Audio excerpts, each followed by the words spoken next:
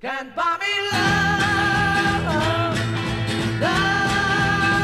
can't buy me love. Nice place. Triscuits. Nice couch. Fireplace. Birds.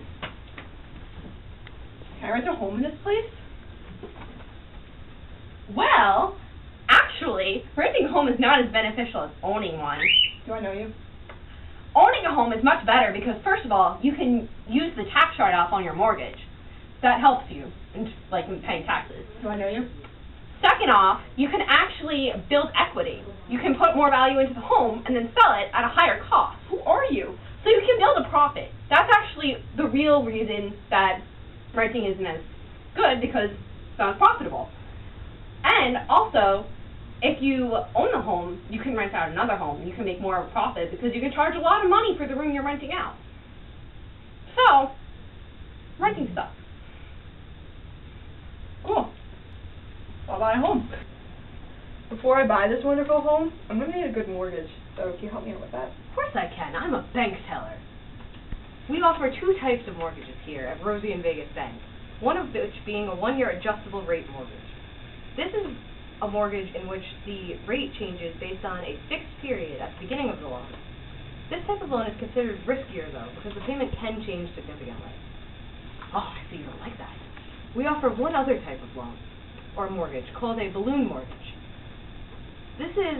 These last for a much shorter term and work a lot like a fixed-rate mortgage. However, they're not a fixed-rate mortgage because they're only really great for responsible buyers who have the intentions of selling a home before the due date of the balloon payment.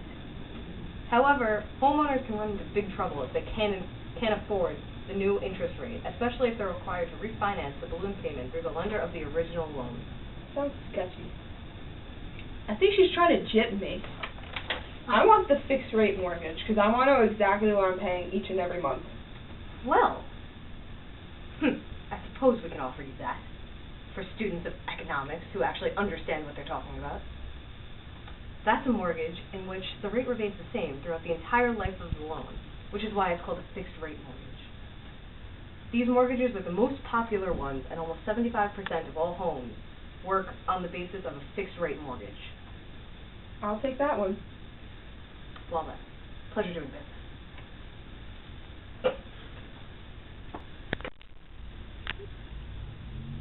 This is horrible. I can't afford my own home. What am I going to do? I declare bankruptcy! Did somebody say bankruptcy? Where are you people coming from? Well, miss, I'm here to tell you that bankruptcy is one option for dealing with your debt. See, one option you have is to apply for Chapter 7 bankruptcy. This is where, through an income test and a means test, which ultimately test your ability to pay back your loan, you can prove to the courts that you have no ability to pay back your debt on your home, and if you can prove this, you will be excused from all of your debt. I like being excused from all my debt. Now, another route that many people take in bankruptcy, because they do have assets and money and disposable income that they can spend on their debt, is a Chapter 13 bankruptcy. In this, you will pay back your loans in full, but it will be over a much longer period of time. So your debt will be much more manageable, and you will not have creditors calling you and bothering you about your debt. Wow, I know so much more about that now. Thank you. So, off to the courtroom. What's the news? Sure. Okay. Speaking of bankruptcy, let's talk about your credit score and your credit rating and how could it be affected. First of all, let's talk about what a credit score actually is. A credit score is a statistical method to determine the likelihood of an individual paying back the money they borrowed. When you take out a loan or even a phone for your house or go to college, take out a mortgage, the people you're taking the money from, they're going to want to check your credit score first to see if you're going to pay them back.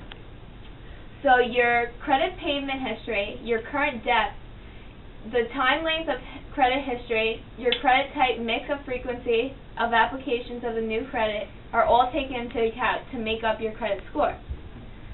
Credit rating, you're rating on a base of an interval. It starts at 350, which is extremely high risk.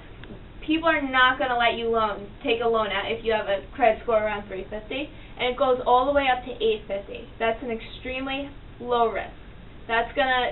You could take out any loan you want if you have an 850.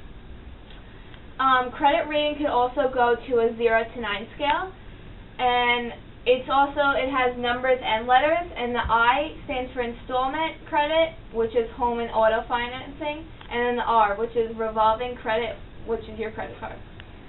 Each creditor gives a different rating. So if you take out a loan for a mortgage, that's different for taking out a loan for a car or going to school. It's all based on different credits. So when you're applying for a credit card, taking a mortgage, you want them to check your credit score, but you're sort of kind of impressing them with the rating you have. So having a good credit score makes it possible for stores to accept checks, for banks to issue credit or debit cards, and for corporations to manage their operations. So it really is important. And lenders determine what risk you pose them.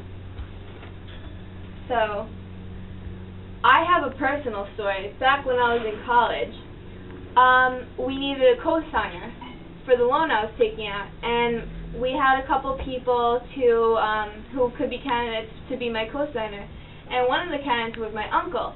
But while we were applying for the loan, the bank checked my uncle's background, and his credit score was not high enough. Therefore, he couldn't be my cosigner. So that's also an important thing. It's basically a way to judge personal responsibility. So a lot can be determined by your credit score. Cell phone companies, landlords, home insurers, they all use your credit rating to check your background. And the higher scores you have, it saves you in credit card finance. So it not only lets you take out more loans that you need, it also, you're paying the money back at a lower rate. Whether if you have a bad credit rating, you're going to be paying the money back at a higher rate. So as the score gets lower, the money it's offered at higher rates.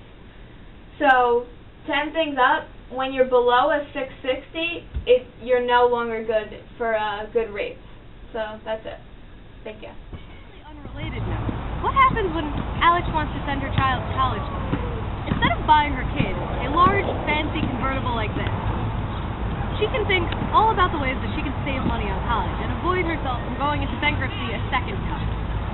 So, don't spend tons of money trying to figure out what college you want to go to and what college you think you're going to apply to if you don't even know what you want to do. Go to a community school in that case, which is much cheaper, or go to a state school, instead of spending tons of money going to, like, Harvard or something and then realizing you don't even know what your major is. Pick a high-paying major. That doesn't mean to encourage people to not go for what they want to do, but at the same time, don't completely disregard that you completely disregard something just to save money, even if you don't like that feeling. Stay close and don't dorm if you don't have to. Don't spend all of this money dorming at Stony Brook if you live in Massapequa, and really you can just drive to Stony Brook every single day and save tons of money. You can also take summer courses to cut down on the amount of classes that you'll be taking during the school year, therefore decreasing the amount of money that you'll be spending. You can always take summer classes at a school closer to home that's cheaper than the one that you'll actually be going to. Also, don't pay out-of-state tuition for a state school when you can pay in-state tuition for a state school in your own state. You can slash the housing costs by picking something besides a dorm and splitting the price among other people. So if you have 4 people living in an apartment, you can do that instead of paying for a person's dorm. You can also buy textbooks, but make sure that you buy them used or rented so that you're not paying the entire price of a textbook, because those can add up and put you even farther in debt. And don't be a snob about a degree. Don't decide that you need to go to a certain school just because the degree is better looking from somewhere else. Because really, you're just going to, as long as you can get into a good graduate school, you'll end up with a good job someday, regardless.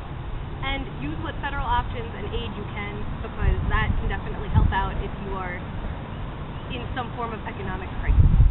like Alex will be when she finally decides to declare bankruptcy. Can't buy me love.